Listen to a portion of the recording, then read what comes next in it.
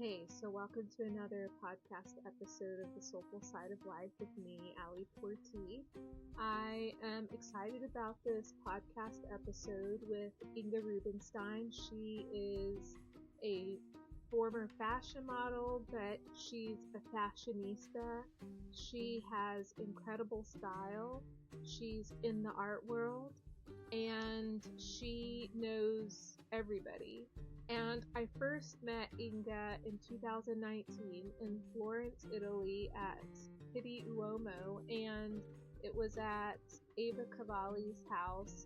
Her son Robert was showcasing a new collection of his at their home in the Florentine Hills, and I was leaving the party and I had managed to, because it was outside of Florence, so the taxis weren't plentiful, but there was one taxi like right there, and I had turned my back for a second, and this man and this woman were about to take my taxi, and I turned around and I'm like, hey, this is my taxi, and they're like, we'll share it with you, please, we're trying to get back to Florence. I'm like, sure, no problem. And it was Inga, and it was the fashion designer Eli Mizrahi. And what a small world. Eli is from Lebanon, and I was living in Lebanon at the time, and yeah, had a nice chat. And since then I've stayed in touch with Inga over Instagram, and I asked her if I could interview her for my podcast, and she was like, yes, of course. And we talk all things from her growing up in St. Petersburg, Russia, to moving to New York City, what life was like being a model, and her fashion, like being in the fashion world, but now she spends most of her time in the art world, and she talks about why she likes art so much, and she gives me advice on what she would tell her 37-year-old self if she were 37 again. And so you gotta stay tuned to the very end to hear that, but enjoy this discussion. There's wisdom nuggets that Inga goes into, and I'm just grateful that I was able to have a chat with her. Inga, thank you so much for joining the podcast. I'm so honored to have you. Well, thank you for having me. Basically, this is my first time. Okay, so I've always found you fascinating. You travel the world, you are in the fashion world, in the art world, and you're from St. Petersburg. And I want to start off with that question because when I was in 7th grade, I did a project on the Fabergé eggs, and my history teacher touched on St. Petersburg, and I've always died to go there. What was it like growing up there? Well, it was actually absolutely amazing. I had a very privileged childhood, privileged compared to other kids in Soviet Union and to the rest of the country. My father was a coach of the Russian track and field Olympic team. So we traveled a lot. We lived very well. Later on, I traveled with the team. Interestingly enough, I wanted to be a figure skater when I was very young. I started to figure skate when I was 4 years old, and I had absolutely zero talent. I was at the age of like 11, close to 12. Grew very tall. I was very thin. I had very long legs. I hated it. All I wanted to be strong, not tall, definitely. I didn't care about that. Little did I know. Yeah. And I had no energy. I couldn't jump, and I basically wasn't talented. So my father put it in front of me. You had zero talent.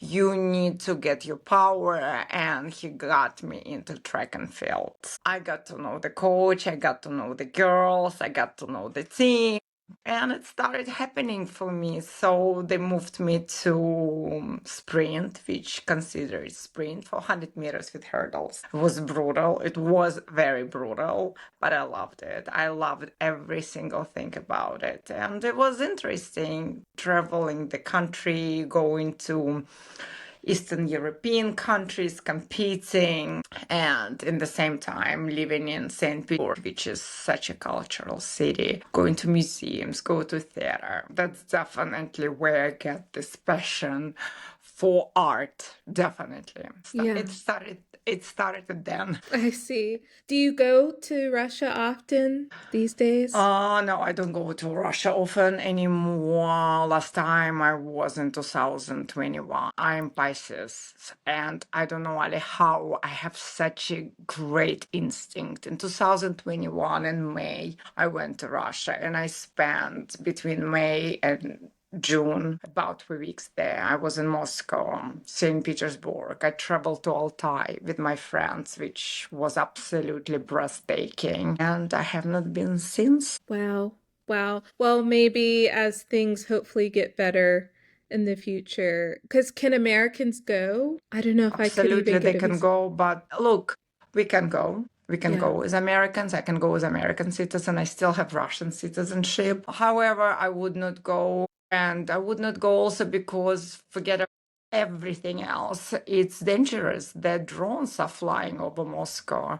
And to get, the only way I can get to Russia is through Moscow airport from Istanbul to, but it doesn't matter. But the airports are being shut down. It can be for days, hours. So I no, see. I It's not the wouldn't time. recommend to go there right now. We will when the time is better. Yeah, when it's right. Okay, so how were you discovered as a model? Like, what was that experience like? Well, I haven't been discovered as a model. I actually went to a first agency I knew, and I was signed up right away. And I was supposed to go to Japan.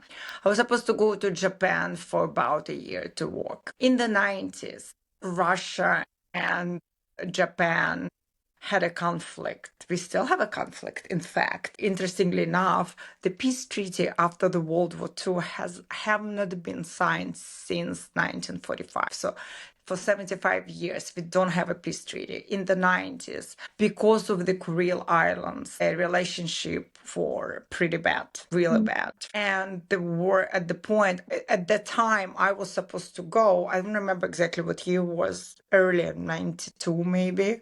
Mm-hmm. We didn't have exchange of the embassies, so there was no embassy. I couldn't get a visa. They were shut down, so I could not get a visa, and it didn't happen for me. So I got some jobs in New York, and I hated it. It was difficult for me. I developed eating disorders. It was, again, I had to be thin, extra thin, more thin. Yes, she has a good runway walk. It was amazing, but her face is puffy, it's baby fat, lose more weight. I developed anorexia. Anorexia got into bulimia, and then my father passed away. I got back and it was the same. I got back to United States and I was so depressed, and they were pushing us to go to dinners with the people we did not know. And since I didn't drink, I didn't eat, I didn't have any idea who those people were. I couldn't connect with those girls. I didn't know the man. I did not belong there. I felt so out of place and I could not engage in the conversations. I was so miserable. I quit. And I just decided it was not for me. Not every girl who may be pretty, not everybody can be a model. And it was the same for me again. Again, the same thing. I came from sports. When I stopped running at the age of 17, I was very injured. And my father said to me, it's enough. You did what you could. You go to the Institute of Physical Culture. You don't need to run anymore. Run, but not too fast. That's it. You Not to did it. compete. Not to compete. Not anymore. I did it. Not anymore. Modeling, I felt, was exactly, and I thought when I came to United States, that part of my life was over. And it's the same competition. You have to stay thin. You constantly have to watch your diet, go to the gym and compete with your friends for jobs. And I didn't want to do this. And of course, I could not control my weight. I didn't know that I started to develop from stress, thyroid problem, never mind all eating disorders, and I quit. It seems like there wasn't a difference between the modeling life and the New York life when you had gotten to New York, that the pressures are similar. The pressure was tremendous pressure, and it was very difficult for me to live in New York without the support of my family. Of course. I came from a very good family. It was Yeah. very difficult for me. Did the modeling world give you anything? I know that there's a lot of rejection. You have to have thick skin. Did you take anything away from modeling? Yes, absolutely. Actually, it made me to think what I don't want to do in life. Mm, It's the life I could not control. mm. The image. What was the most weirdest thing they were asking me to do? My girlfriend asked me the other day, "Do you have wisdom teeth?" I said, "Of course not." They pulled them out when I must have been 21 years old for the face Wow. to be thinner. So they pulled them out. They wanted to take my ribs to make smaller. Oh, I wasn't built as a couture model, right. even though I was thin, but I'm shaped like that. I And see. I was not in control. Never mind, today you're blonde, tomorrow you're brunette. They can shave your eyebrows. I was not in control, and it shaped me into understanding what I don't want to do, Mm-hmm. who I don't want to be. I I think could not. a lot I of could not do it. people don't realize what models go through. Like you were talking about those dinners. I had another friend who mentioned you're being forced around men you don't know and trying to I keep. hope not anymore. In the 90s, it was very common. The modeling agencies basically, because of the agents, I don't know, because of a lot of agents, they wanted to hang out. They wanted to hang out with rich boys who would take you on vacation. I don't Yeah. think so that much anymore. I hope not. But then, for me, at least for me, I was forced to go and socialize with the people I absolutely had no interest to socialize with. I Yeah. hated it. We'll talk in private about Yeah, I the felt things totally I out of see. place. Yeah. Yeah, I can imagine. It's not for a sensitive person or a weak-ish person. You have to have thick skin to be a model. There's so And many some of the things. guys were pretty nice. I remember I had the conversation with a guy. He was so nice, very very good. He came from a very good family, but I was shy. I was Mm. young, and I said to him, he said, "You're not eating anything," and I said, "I had a bagel." He said, "When did you have a bagel?" I said, "I had actually a bagel this morning," and that was enough for me. Like I would survive on 110 calories a day and a plum. Tomato soup and a plum. I still love tomato soup. Yeah. That's good. And yes, it was, for me, it was brutal. More Yeah. brutal than training in Soviet Union. Wow, and that's saying a lot. Yes. So you talked a little bit about like when you got to New York, it was hard because you didn't have your family. I find Russian culture sometimes a bit challenging. I dated a guy in London who was from Turkmenistan. And Turkmenistan. yeah, and I know that's not Russia, but it's the closest I had come to dating someone in a former USSR culture. And it's very different to American culture. He told me that Stalin means stone, so I would call him Stalin all the time because he was like a stone to me, like a hard Stalin, it means basically steel. steel. Okay. Well, I would have still called him Stalin because he was just very, Americans are talkative and warm and open. And I didn't But find him that way. Turkmenistan, not even Russian. I It's know, more I of a know. Muslim culture. I know. It's the closest, though, that I had ever come to Okay. like a Russian culture. And so my question is, was arriving in the US challenging culture-wise to adjust to how Americans do things and think? Yes, it's very different, first of all.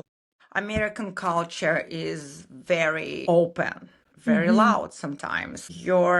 How are you? We still laugh about it. Like, how are you? How am I? You go to Delhi. How are you? You speak to a doorman. How are you? Yeah, Okay, let me tell everyone. you how am I doing today?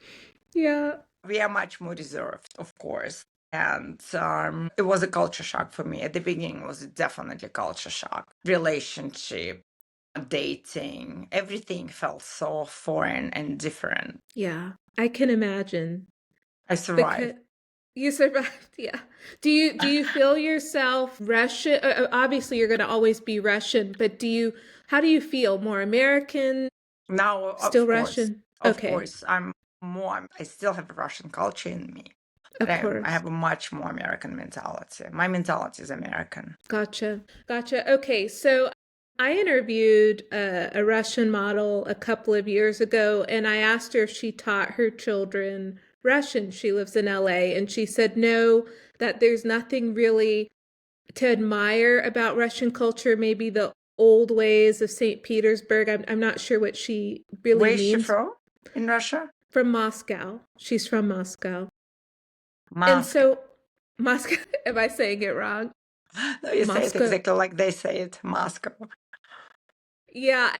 Did you teach your son Russian, or did Of you feel that course, it was okay? of course. Wow. All of my friends, we all speak Russian to our children. It's Wow. much more difficult for my friends who have non-Russian speaking partners or husbands, fathers of their children.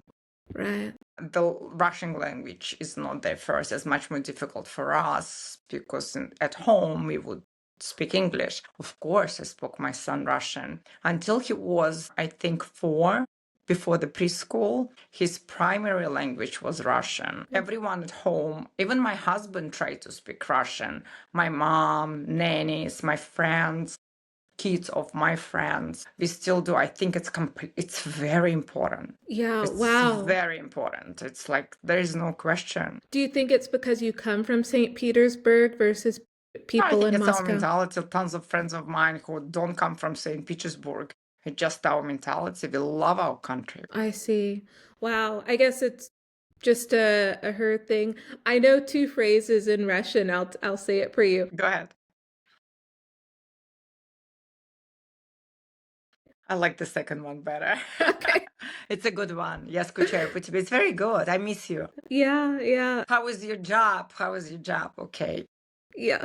We don't speak like that, but я скучаю по тебе. Okay. Yeah, I asked the guy I had dated how to say, because where I was interning in DC, they had a Russia department, and I wanted to say something to the director. And so he said to say "Yaskuchayo pot," or no, kak upstate rabota. And I guess it's a more formal way of saying how's your work. Yeah. Yeah, but I remember it all these years. Okay, so how would you describe what you do in the art space? In the art space, I still collect. I definitely still collect, not as much as I used to. Actually, I just realized that I started to collect more and more female artists. I'm Okay. absolutely obsessed with the work of Lisa Bryce.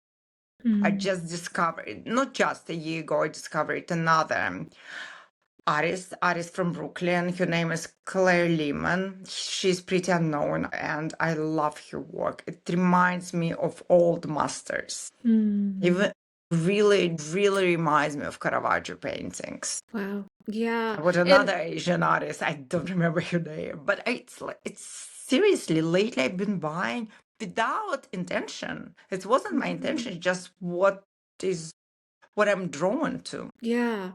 And how do you find out about these new artists? Do you go to galleries Well, and they tell first of you? all, and I'm with her right now, my sister, one of my closest friend is Victoria Gelfand. Victoria used to be director of Gagosian Gallery.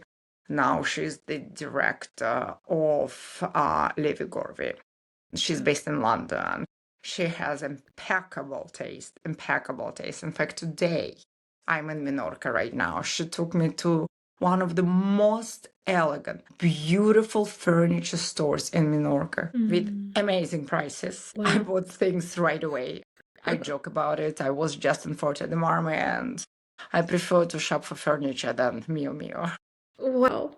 This store was stunning. I was sending pictures to a friend of mine. She's renovating her house in the Hamptons and her apartment in New York. And we were just like, she's like, ask how much is that table? It's all French, mostly it's French furniture from the 60s. Spectacular. Wow. So Victoria keeps me updated. I trust her. I trust her taste. And I have a lot of friends. I follow the art market Yeah. and trends. What was that transition like from fashion to art? Was it seamless? Did you have to have somebody educate you? I always collected. I collected first. We collected in Soviet Union when I was in school, calendars. Then I moved to stamps, post stamps. Mm-hmm. After that, of course, it was bags. I have a pretty good collection of Hermes bags. I'm actually very proud of it. Some very rare pieces. Yeah. Some of them I bought at a vintage store when I was young, actually model, and I was in Paris. I will never forget that day. I only had like extra 500 francs. There was no euros, still francs, and there were two Kelly bags with a pleated silk. I only could afford to buy one of them. Can you imagine? Yeah. That bag has a lot of money right now. Yeah. And it's just stunning. And my husband bought me the first piece he bought for me was in New York, black Croc Kelly, and it's in my collection. Yeah, so I my passion after calendars and post stamps for bags. I still collect bags. I still collect Hermes bags only. And then I moved into art. It was easy. I don't remember how it started. It started the transition, but the really collecting contemporary artists, it's also started from Art Basel and how I met Victoria. My husband introduced me to Victoria. Victoria was working at the Gagosian Gallery and it was Miami, and I met her. She had a broken nose. Oh. Funny. And I was like, said to Keith, I said, do you know her? How do you know her? Yeah. So that's how it started. Easy. Wow, easy. Okay. So, how do you stay caught up on the fashion industry, or do you go to fashion weeks anymore? Oh gosh. Okay. Honestly, I do believe social media can be amazing, and I don't overuse it anymore. I simply have zero interest to overuse it. I keep, of course, updated Instagram news, friends. Quite often I get the information. I absolutely have no interest of knowing. I remember when the news broke down on Jonathan Anderson for Dior. I was like, don't we know this already? I don't know. Maybe I knew that. I was like, yeah. No, but a woman's line also. I'm like, yeah, like everything. And then the same thing was with Monsieur Blazy. Yeah. I honestly thought it was going to be Galliana at first. We all thought it was going to be Galliana. And then I'm like, I knew it was going to be Matthew Blazy. And I was like, honestly, it's not going to change my life. I thought it was going to be Hetty. Care? I thought it was going to be Hetty. I was actually talking to a model at some fashion. It was an event of a very well-known photographer during the fashion week, and I was talking to her. I said, so who is it going to be Chanel? She said, Monsieur Blazy. She said it to me. I remember when the news broke down, everyone was like, yeah, it was Matthew Blazy. And I'm like, I knew it. And it's like, it's not going to change my life either. Now, however, I have not been to fashion weeks. Paris, I used to go to Milan, Paris. And now I have like a pressure from a lot of friends of mine still in the industry. Oh, you have to go. It's all new designers. You definitely, this fall, you have to be in Paris. You have to go. So I was thinking, do I really have to go? Because I would like to go for Art Basel in Paris, which is going to start on the 1st of October. And the opening is going to be in the evening at the Grand Palais. And I'm sure it's going to be so chic. Yes. I don't think I can do Paris Fashion Week. This and that. I don't know, but maybe I will do both. Maybe. It will be a big September. The shows I would like to see. I would love to see Dior. And I would love to see Chanel. That's the two shows I would be interested in attending. Yeah. It's been musical chairs the last few years with these creative directors, but they're saying, as you just said, September is going to be big.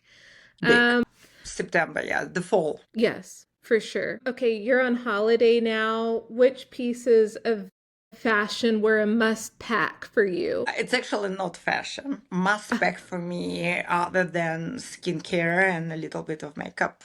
I always pack my save the face or save my face, the pillow.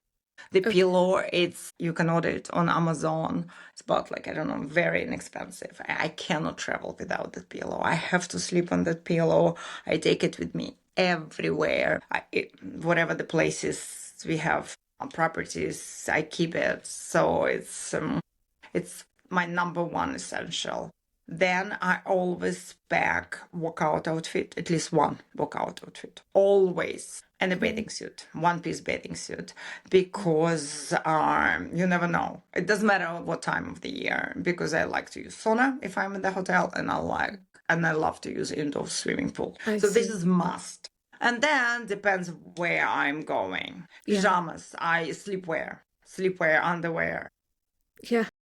That's the essentials. And there is no another thing I always pack with me for the past 2 or 3 years. I attended the high jewelry event of Louis Vuitton in Greece at Amon Zoe, and they gave to me a present. It was like a travel blanket, box, and a sleeping mask. It's so chic. It's so nice. I don't travel without it. That's my essentials. This is what, if it needs to be refreshed, it's always packed. I have this very fancy chic packing cubes. They go back to packing cubes.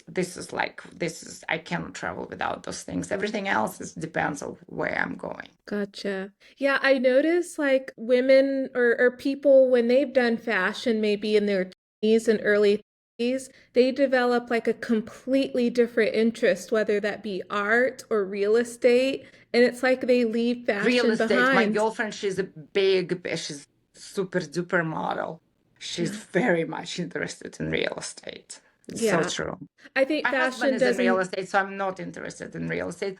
I'm interested in stocks and crypto right now. Oh, yeah, that is a big thing at the moment. That's what I collect now, actually, stocks and crypto. That's my passion. I think it's because fashion doesn't give you much of a return. Not true. That's not true, Ali. I tell you a story. Absolutely not true. You never know. I was in London. What year it was, I don't remember. It was awful weather. I could not get out of London. The airports, there was all of the flights were canceled. So my friend was flying to Barbados, and she offered for me to fly to Barbados, and my husband was going to meet me there. So basically, make a long story short, before the flight, I woke up in the morning to the news that Alexander McQueen died. It's a story I'm telling you. It was a horrible weather. I ran from the Claridge's to the McQueen store on New Bond Street. Walked into the store and said to them, I want to buy the most expensive dress you have. Whatever the most expensive dress you have, I bought it. I bought the dress, gold dress. Time went by. I wore it many times. I wore it at the beautiful wedding at the Kensington Palace in London. I wore it to the Halloween. I wore it on numerous occasions. And then I brought it to New York Vintage Shop. And it was there maybe for a year. I was going to pick it up, and she said to me, there is going to be an auction at Sotheby's. The dress was under £10,000, about £9,000. She said they're going to be an auction in December. It's a McQueen auction. And can we use the dress? I said, of course. Sign the papers. The dress was sold in the middle of December for $120,000. Wow. So some museum bought it. Wow. So it you can never know. be. So don't tell me my wardrobe is not an investment. Yeah, you're right. Yeah, you never know. What about my bags? Yes. Like even that Birkin bag that sold, like, was it a month ago? I don't know, 9 million. Yeah. So, I stand corrected. Okay, a couple of last questions. What philanthropic causes are you most passionate about? Well, right now I serve on the board of New York City Sanitation Foundation. I've done, of course, chaired numerous events for the foundation fighting blindness. I served on the International Council Committee of the Guggenheim Museum, was and still involved for years with the Naked Heart Foundation, which was founded by a friend of mine. And it specializes in helping children with special needs. We traveled to Nizhny Novgorod with my husband years ago and saw the centers. It's breathtaking. It's so inspiring to see the parents when they speak about how the foundation helps kids and how they help parents, the siblings. Naked Heart Foundation, it's very close to my heart. Yeah. And I live in New York City. Yeah. There's every day or every week something is happening. There is an event my friend is doing in the Hamptons in August. It helps kids who are in foster care. So when you live in New York City and you have a lot of friends all over the world, everyone is involved in different causes. So I try to help as much as I can to everyone. Of course. With my time, with money, whatever I can do. Yeah. Whatever I can do with finding lots. I'm good actually in finding lots. Okay. Yeah. That's amazing because it's a great way to give back and help. Of course, I love So- it. I yeah. love it. I love give back. I love to help people. Yeah. It's actually in my nature. Yeah, to do that. It comes naturally. But what's the best part of living in New York City? Everything. It's so exciting. The rhythm, the energy. I think it's the only city in the world where ambition is being seen as a positive thing. People don't judge you for being ambitious. I love living in New York City. It's cultural. It does remind me of St. Petersburg. It's a megapolis. I come from a big city. I have to be in the big city. You have everything in New York, whatever you want. Yeah. And has it changed a lot after COVID, or you find it? Yes, Okay. it became quieter, but now it's coming back. But I think we are much more reserved. I'm much more aware of my time and space. I don't go out as often as I used to. I spend a lot of time just with a close group of friends at home a lot. Yeah, that's maybe I'm getting older also. But you look great. Thank you. I'm trying. Last question. I'm 37. What advice would you give to your 30 or to a 37-year-old? Yeah, be selfish. Be selfish, but not in a negative way. I mean, be selfish, not out of ego, but out of self-respect. Learn how to say no. Make choices. Be in control of your life. Yeah. Being selfish, it's not a luxury. It's a necessity. It's necessary. Yeah. Have your space. And yes, learn how to say no. This is very important. I'm sure by the age of 37 years old, you spend a lot of time helping people and trying to be nice. Yes. Well, my love, you cannot please everybody and you cannot stop people from talking. Yes, you can't. I would say that this is probably a time in my life where I have not become mean or closed, but just wiser and more careful and not so open to everyone, and to just be careful with my energy and my heart.